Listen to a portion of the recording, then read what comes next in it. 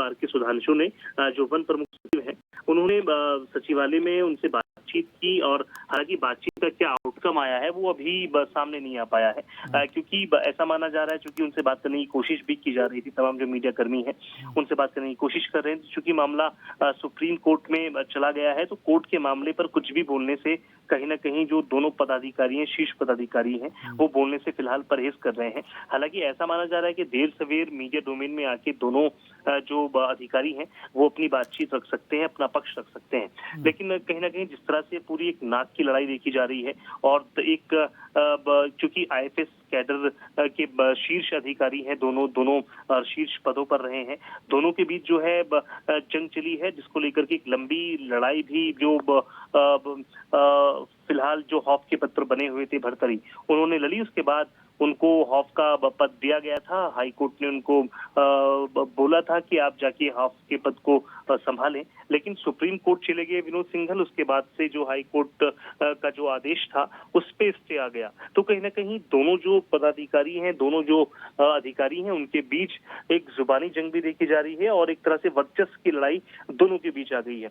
ऐसे में देखा ये भी जा रहा है, चूंकि आर के सुधांशु को ऐसा माना जाता है, जो प्रमुख वन सचिव हैं, वो जो कृषि मंत्री हैं सुबोध उनियाल, उनके बेहद करीबी माने जाते हैं और ऐसा भी माना जाता है कि जो विनोद सिंघल पूर्व प्रमुख वन संरक्षक थे, वो भी कृषि मंत्री माफ कीजिएगा, सुबोध उनियाल के काफी करीबी माने जाते हैं। तो ऐसे में दोनों अधिकारियों की अपनी अपनी लड़ाई चल रही है, वर्चस्व की लड़ाई दोनों अधिकारियों के बीच चल रही है, लेकिन इस बीच जो एक पूरा एक कह सकते हैं कि तमाशा जो है हॉफ के पद को बनाकर रख दिया है।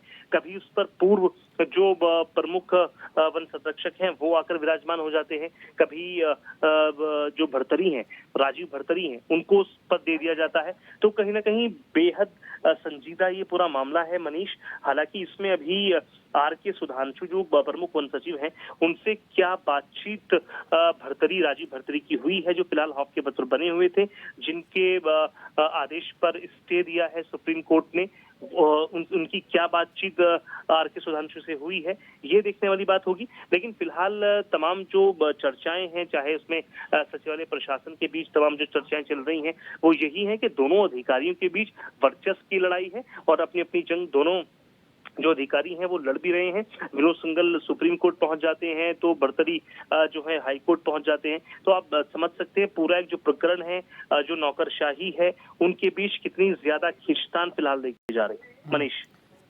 अस्करी लाल फीताशाही को लेकर तो तमाम सवाल उठते ही आए हैं, लेकिन जिस तरह की अब तस्वीरें आ रही हैं और जिस तरह के अब चीज़ें दिख रही हैं, उससे बहुत सारी चीज़ें स्पष्ट भी होती नज़र आ रही हैं। दूसरी चीज़ ये है, आप देखिए सुप्रीम कोर्ट ने तो स्टे लगा दिया है। अब सुप्रीम कोर्ट ने स्टे लगा दिया तो मतलब विनोद सिंघल का हॉफ के पद पर अब जाना लगभग तय ही माना जा रहा है और इसीलिए मेरे ख्याल से राजीव भरतरी को तलब भी किया गया था। जी बिल्कुल मनीष, देखिए इसमें कहीं ना कहीं तू मैं की लड़ाई भी ये देखी जा रही है, क्योंकि एक लंबे समय से दोनों के बीच वर्चस्व की लड़ाई है। पहले वो अगर हम बात करें तकरीबन 3 से 4 साल पूरी कानूनी लड़ाई लड़ी राजीव भरतरी ने और उसके बाद उनको हॉफ का पद मिला। हालांकि उनकी रिटायरमेंट में बहुत कम समय बाकी है। अपने कम समय में जिस तरह से हमने उनसे बीते दिनों बातचीत की थी, उनका प्रॉपर हमने इंटरव्यू किया, साक्षात्कार किया था, उन्होंने कहा था कि मैं एक मिसाल पेश कर देना चाहता हूँ कि किसी भी पॉलिटिकल, चूंकि उन्होंने इसके पीछे देखिए, इसके पीछे पूरा जो पॉलिटिकल प्रेशर है वो काम कर रहा है। उन्होंने ऑफ द रिकॉर्ड तमाम मीडिया कर्मियों को बताया था कि उनके ट्रांसफर के पीछे और तमाम जो तबादलेबाजी उनके साथ हुई, उसके पीछे जो कैबिनेट मंत्री रहे हैं दोनों सरकारों में, कांग्रेस में या फिर भाजपा में, हरक सिंह रावत, उनका पूरा हाथ बताया जाता है कि इनका हाथ इन पूरे मामले के पीछे है। तो आप समझ सकते हैं वो एक नजीर पेश करना चाहते थे राजीव भरतरी, पॉलिटिकल प्रेशर की वजह से किसी भी जो शीर्ष अधिकारी है, जो आईएफएस लेवल का अधिकारी है, आईएफएस कैडर का अधिकारी है, वरिष्ठ अधिकारी है, उसके साथ इस तरह की घटनाएं नहीं होनी चाहिए। इस तरह की तमाम बातें आ रही, क्योंकि इसमें एक चीज ये भी देखी जा रही है मनीष के अपने पसंदीदा जो अधिकारी है उसको लाने के लिए तमाम जो नेता हैं वो भी पुरजोर कोशिश करते हैं कि हमारी ट्यूनिंग का कोई जो आईएफएस कैडर का अधिकारी आए या फिर आईएएस कैडर का अधिकारी आए, आईपीएस कैडर का अधिकारी आए। इस तरह की तमाम जो जंगे हैं, तमाम जो राजनीति है वो देखने को मिलती है। लेकिन इस बीच जो है देखा ये जा रहा है साफ साफ कि पॉलिटिकल प्रेशर की वजह से राजीव भरतरी का जो है वो तबादला होता है कई जगहों पर। उसके बाद वो प्रॉपर इसके लिए कानूनी लड़ाई लड़ते हैं और इस बात का जिक्र भी करते हैं कि भाई पॉलिटिकल प्रेशर की वजह से जो है मेरा तबादला हुआ। तो कहीं ना कहीं एक बड़ी ये कहानी पूरी जो है आई है पूरे जो ब्यूरोक्रेट्स हैं उनसे निकल करके। लेकिन आप इसको छानेंगे पूरा, इसकी तह तक जाएंगे तो वाकई इसमें नजर आएगा कि पॉलिटिकल प्रेशर की वजह से जो है ये पूरा तबादलेबाजी या फिर जो वर्चस्व की लड़ाई चल रही है। प्रमुख वन संरक्षक जो मौजूदा हैं उनके और प्रमुख वन संरक्षक मौजूदा जो है उनके बीच और जो फिलहाल बने हुए हॉफ के पद पर। जी अस्करी, देखिए इन सबके बीच में एक तो वर्चस्व की लड़ाई, दूसरी इसमें सरकार भी कूद गई। उन्होंने जैसा कि आपके विनोद सिंघल है, उनका कहना था कि भाई मैंने कई बार पत्र भी लिखा था उस दौरान कि ये स्थानांतरण सही नहीं है, लेकिन उसके बावजूद उनका स्थानांतरण कर दिया गया। जिसके बाद वो नहीं माने तो फिर कोर्ट में लड़ाई हुई, हाई कोर्ट में लड़ाई हुई। हाई कोर्ट में जब फैसला आया इनके विपक्ष में, वो सुप्रीम कोर्ट पहुंचे, सुप्रीम कोर्ट ने स्टे लगा दिया, इनके पक्ष में फैसला आ गया। तो ये जो पूरी लड़ाई हुई वो कहीं ना कहीं तो देखिए, एक तो जो मौजूदा वन प्रमुख संरक्षक थे उनके बीच थी और सरकार के बीच में भी थी, विनोद सिंघल की पूरी लड़ाई, और जिसमें इन्होंने कहीं ना कहीं जीत भी हासिल की है। जिस तरह से सुप्रीम कोर्ट ने इनकी बात सुनी और उस पर स्टे लगा दिया है। बिल्कुल, देखिए अभी फिलहाल इसको विनोद सिंघल जो प्रमुख वन संरक्षक रहे हैं पहले, उनकी जीत के रूप में भी इसको देखा जा रहा है। लेकिन फिलहाल चूंकि बहुत कम समय जो मौजूदा प्रमुख वन संरक्षक हैं राजीव भरतरी, उनकी जीत के रूप में भी इसको देखा जा रहा था। लेकिन अभी चूंकि रिटायरमेंट नजदीक है, ऐसे में जो है चूंकि ये एक तरह से दोनों अधिकारियों के बीच की लड़ाई है और चूंकि दोनों अधिकारी मीडिया डोमेन में आकर बहुत ज्यादा बात नहीं कर रहे हैं। लेकिन बीते दिनों जिस तरह से राजीव भरतरी से हमारी बातचीत हुई, उन्होंने साफ साफ कहा कि पॉलिटिकल प्रेशर की वजह से मेरे साथ ये सब कुछ हुआ। और मैं एक नजीर पेश करना चाहता हूँ, जो तमाम देश में अधिकारी हैं, आईएफएस अधिकारी हैं, उनके सामने एक मिसाल पेश करना चाहता हूं कि पॉलिटिकल प्रेशर में आने की जरूरत नहीं है। अपनी कानूनी लड़ाई लड़िए और आप जो डिजर्व करते हैं आप वो लेकर रहिए, अपना अधिकार छीन कर रही है। इस तरह की तमाम बातें सामने आई मनीष। अब चूंकि आज एक हाई प्रोफाइल मीटिंग भी दोनों अधिकारियों के बीच हुई, चाहे उसमें जो आर.के. सुधांशु हैं, वन प्रमुख सचिव हैं, और मौजूदा जो हॉफ पद पर बने हुए थे राजीव भरतरी, दोनों के बीच मुलाकात हुई। क्योंकि दोनों राजीव भरतरी को तलब किया था आर.के. सुधांशु ने, जो प्रमुख वन सचिव हैं। अब इनके बीच क्या बातचीत हुई ये भी बाहर निकलकर नहीं आया है, क्योंकि दोनों आला अधिकारी हैं, दोनों अभी मीडिया से बचते भी नजर आ रहे हैं। लेकिन धीरे धीरे तमाम जो कड़ियां हैं वो खुल जाएंगी मनीष। और आखिर ऐसी क्या वजह है कि कुछ दिनों के लिए हॉफ के पद पर बैठा दिया जाता है, फिर यकायक 2 हफ्तों के बाद ही जो है हॉफ का पद छीन लिया जाता है और पूर्व जो प्रमुख वन संरक्षक हैं उनको वो पद दे दिया जाता है, या ऐसी संभावनाएं हैं कि उनको पद दे दिया जाएगा। तो आप समझ सकते हैं कि दोनों अधिकारियों के बीच एक लड़ाई है और ये सिर्फ वर्चस्व की लड़ाई है। किस तरह से आने वाले वक्त में तमाम जो अधिकारी हैं, चाहे उसमें आईएएस कैडर के अधिकारी हों, आईपीएस कैडर के अधिकारी हों, आईएफएस कैडर के अधिकारी हों, उनके सामने भी एक पूरी एक तरह से कह सकते हैं इसको कि एक फिल्म चल रही है। उनको समझने की जरूरत है कि किस तरह से तमाम चीजें होती हैं और पूरा जो एक राजनीतिक समीकरण भी इसमें बैठाए जाते हैं, पॉलिटिकल प्रेशर की वजह से क्या कुछ हो सकता है ब्यूरोक्रेट्स के साथ, ये भी समझने की जरूरत है। क्योंकि एक पूरी लड़ाई पूरा जो सचिवालय प्रशासन है वो देख रहा है, तमाम जो ब्यूरोक्रेट्स हैं उत्तराखंड के वो इस चीज को देख रहे हैं, तमाम जो पॉलिटिशियंस हैं, जो वरिष्ठ जो नेता हैं। अच्छा अस्करी, एक सवाल और भी है अस्करी, की कहा जा रहा है कि दोनों के रिटायरमेंट नजदीक है, दोनों अधिकारियों के। देखिए बिल्कुल मनीष, इसमें अगर हम बात करें रिटायरमेंट की, तो चूंकि लास्ट टाइम जब हम खुद राजीव भरतरी से हमारी मुलाकात हुई थी, हमने प्रॉपर उनका इंटरव्यू किया था, तो उस दिन के बाद से महज 25 या 30 दिन उनके रिटायरमेंट के बचे थे। और आप समझ सकते हैं बहुत कम वक्त उनके पास रिटायरमेंट का बचा है।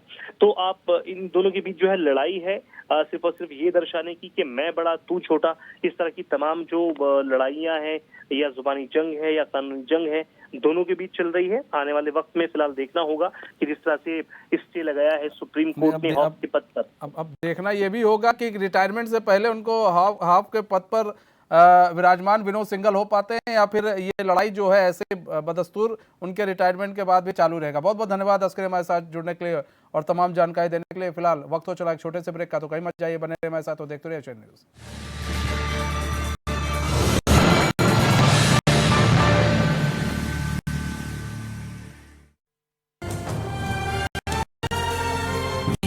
पहाड़ ही नहीं, हमारी पहचान भी है। HNN 24x। ब्रेक के बाद फिर स्वागत है आपका। 22 अप्रैल से उत्तराखंड की चारधाम यात्रा की शुरुआत होने जा रही है। 22 अप्रैल को गंगोत्री यमुनोत्री तो 25 अप्रैल को केदारनाथ धाम और 27 अप्रैल को बद्रीनाथ धाम के कपाट खुलने जा रहे हैं। चारधाम यात्रा की तैयारियों को लेकर सीएम धामी ने कई दौरे की बैठक भी की है। चारधाम यात्रा की तैयारी को लेकर सीएम ने कहा कि सभी तैयारियां पूरी की गई हैं। साथ ही अधिकारियों को निर्देश दिए गए हैं कि चारधाम यात्रा में कोई भी कमी नहीं होनी चाहिए।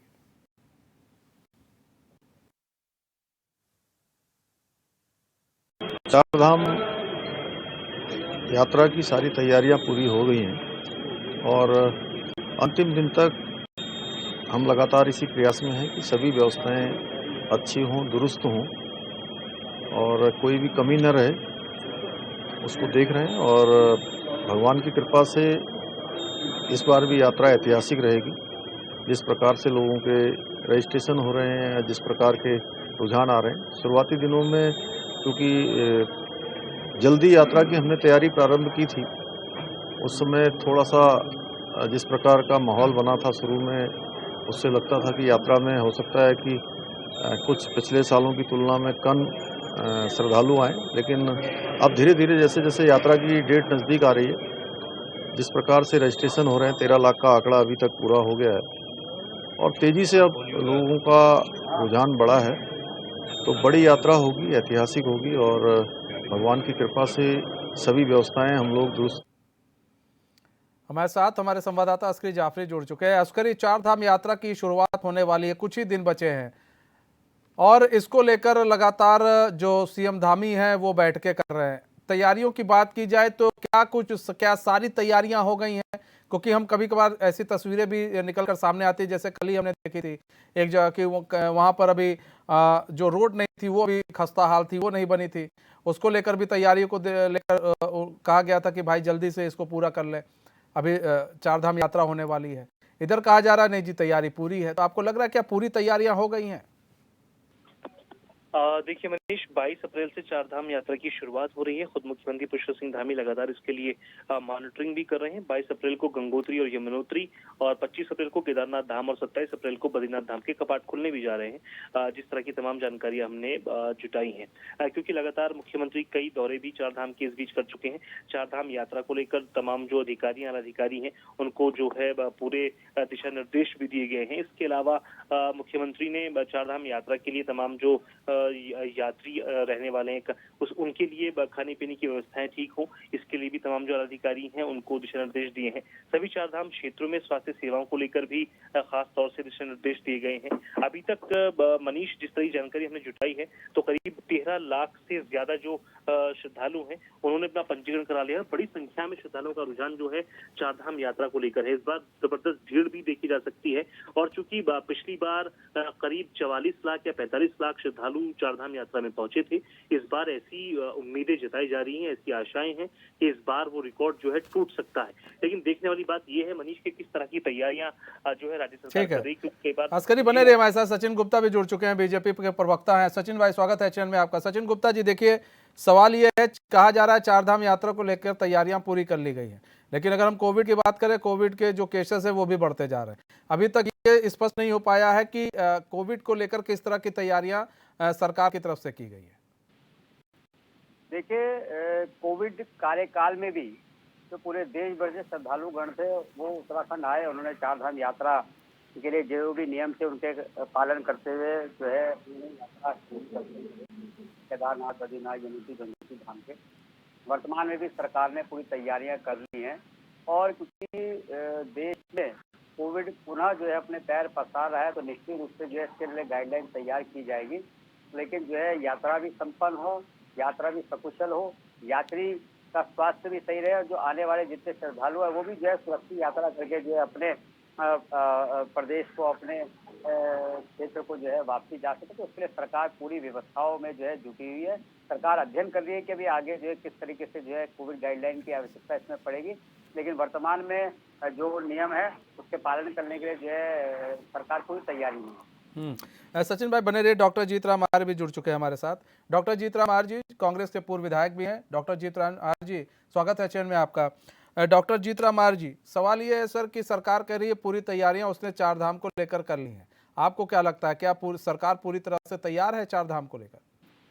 देखिए, सरकार जो है वो हवाई बात करते हैं। चार धाम यात्रा में आप देख रहे होंगे Gangotri road, Yamunotri road, Badrinath road, Kedarnath की रोड, अभी भी इन्होंने वो रोडें प्रॉपर नहीं हो पा रही है। आप देख रहे होंगे कि ये जगह जगह पर जो जाम लग रहा है, अभी से जब यात्रा सीजन शुरू नहीं हुआ तब जगह जगह पे जाम लगा है। आपका लग रहा है आपका कर्णप्रयाग में, आपका जगह श्रीनगर में, आपका वो है देवप्रयाग में आपका जाम की स्थिति है। तो इनके जो सड़कों की स्थिति है बहुत बढ़िया नहीं, अभी भी सड़कों में काम चल रहा है, कटिंग चल रही है। तो ऐसे में जो है ये तो कहने में तो बहुत आसान होता है कि हमने स्टाफ तो बंद कर दिया, सब कर दिया। यात्रियों की संख्या के लिए ये कह रहे हैं कि हम इतने यात्रियों को अफोर्ड नहीं कर पाएंगे बद्रीनाथ केदारनाथ में, जैसे लोग दर्शन करने के लिए जो आ रहे हैं दूर दूर से आएंगे उनके लिए व्यवस्था आपकी गाड़ियों का, ये कह रहे हैं इनके पास गाड़ियों का वो नहीं है। कह रहे हैं हम सरकारी गाड़ियां, कॉलेज की गाड़ियों को हायर करेंगे, उनकी गाड़ियों को लेंगे, उनको पैसा देंगे या नहीं देंगे। तो तमाम जो अव्यवस्थाएं अभी इनके असमंजस्य में है सरकार की। हम वास्तव में हमने तैयारी करी पूरी की नहीं करी। अगर तैयारी पूरी करी रहती सरकार की तो उस तरह की व्यवस्थाएं होती, गाड़ियों की व्यवस्था होती, सबकी व्यवस्था होती। कितने लोगों का रजिस्ट्रेशन सरकार ने करवाए हैं कि इतने लाख यात्री बद्रीनाथ और केदारनाथ धाम में इतने रजिस्ट्रेशन हो चुके हैं। उन लोगों को वहां तक पहुंचाने के लिए, वहां दर्शन कराने के लिए तो इसकी जी एक बहुत बड़ी जिम्मेदारी सरकार की होती है। लेकिन सरकार केवल हवाई बात कर रहे हैं कि हमने सब पूरी चाक चौबंद व्यवस्था कर दी है, सब कुछ व्यवस्थाएं कर दी है। लेकिन मुझे नहीं लगता है कि अभी तक सरकार ने जिस तरह की जो भीड़ आएगी उसको बहुत प्रॉपर मैनेजमेंट सरकार कर पाए। ठीक है। सचिन गुप्ता जी, देखिए जीत राम आर्य जी कह रहे हैं कि भाई आपने पूर्ण व्यवस्था नहीं की है, बस आपने हवाई बात कही है कि ये इसको हम यहाँ से गाड़ियाँ ले लेंगे, हम वहाँ पर ये कर देंगे, हम वो कर देंगे। लेकिन अगर व्यवस्था की बात की जाए तो धरातल पर क्या व्यवस्था, कम से कम उसका तो कोई एक आप लोगों ने एक ब्लूप्रिंट तैयार किया होगा, वो तो बता दीजिए। बिल्कुल, मैं जीतराम जी बहुत वरिष्ठ नेता है कांग्रेस के, लेकिन मैं आग्रह करूंगा जीतराम जी से, वो संपूर्ण कांग्रेस और विपक्ष से कि चारधाम यात्रा को राजनीति का केंद्र न बनाए, क्योंकि चारधाम यात्रा जो है पूरे देश के, पूरे विश्व के श्रद्धालुओं को जो है आस्था का बहुत बड़ा केंद्र है। इसलिए डराने का और किसी भी तरीके का जो है इस तरीके का भय का माहौल उत्पन्न न करें कि श्रद्धालु यहाँ आते हुए डरे। दूसरी बात, पिछली बार भी जब यात्रा वो चारधाम यात्रा हुई थी तो कांग्रेस ने बहुत तरीके की बातें करी, उसके बावजूद रिकॉर्ड मत लगभग जो है 55 लाख से ज्यादा श्रद्धालुओं में जो है चारधाम यात्रा हुई और सकुशल संपन्न हुई। और वर्तमान में भी सरकार जो हर तरीके से पार्किंग की व्यवस्था बना रही है, सरकार जो है ग्रीन कार्ड की व्यवस्था, जितने कमर्शियल वाले उनके लिए व्यवस्था बना रही है, रहने की उनके पूरी प्रॉपर व्यवस्था बना रही है, डॉक्टर्स की व्यवस्था वहाँ पे बना रही है, शौचालय की व्यवस्था सब कुछ सचिन भाई बन ही रहा है। 22 अप्रैल से यात्रा शुरू हो जाएगी। तो ये है कि सरकार और जो लाल फीताशाही है, जो अधिकारी हैं, उनको ना काम करने की बहुत जरूरत है कि जितनी तेजी से वो काम भी करें। बहुत बहुत धन्यवाद सचिन गुप्ता हमारे साथ जुड़ने के लिए। डॉक्टर जीत राम आर्य जी हमारे साथ जुड़े, आप अपना बहुमूल्य समय दिया आप लोगों ने, उसके लिए भी बहुत बहुत धन्यवाद। बहुत बहुत धन्यवाद अस्करी हमारे साथ जुड़ने के लिए और तमाम जानकारी देने के लिए। तो न्यूज स्पेशल में बस इतना ही, मुझे दीजिए इजाजत। तो खबरों के साथ बने रहने के लिए देखते रहिए एचएन न्यूज। नमस्कार।